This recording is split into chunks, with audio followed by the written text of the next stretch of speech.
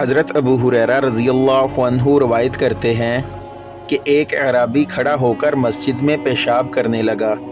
تو لوگ اس پر جھپٹنے لگے۔ یہ دیکھ کر رسول کریم صلی اللہ علیہ وسلم نے لوگوں سے فرمایا، اسے چھوڑ دو اور اس کے پیشاب پر پانی کا بھرا ہوا ڈول یا کچھ کم بھرا ہوا ڈول بہا دو، کیونکہ تم نرمی کے لیے بھیجے گئے ہو، سختی کے لیے نہیں۔ دوسری حدیث میں حضرت سلیمان بن یسار رحمۃ اللہ علیہ فرماتے ہیں کہ میں نے حضرت عائشہ رضی اللہ عنہا سے اس منی کے متعلق پوچھا جو کپڑے کو لگ جائے، تو انہوں نے فرمایا کہ میں رسول کریم صلی اللہ علیہ وسلم کے کپڑے سے منی کو دھو ڈالتی تھی، پھر آپ صلی اللہ علیہ وسلم نماز کے لیے باہر تشریف لے جاتے اور دھونے کا نشان یعنی پانی کے دھبے آپ صلی اللہ علیہ وسلم کے کپڑے میں باقی ہوتے۔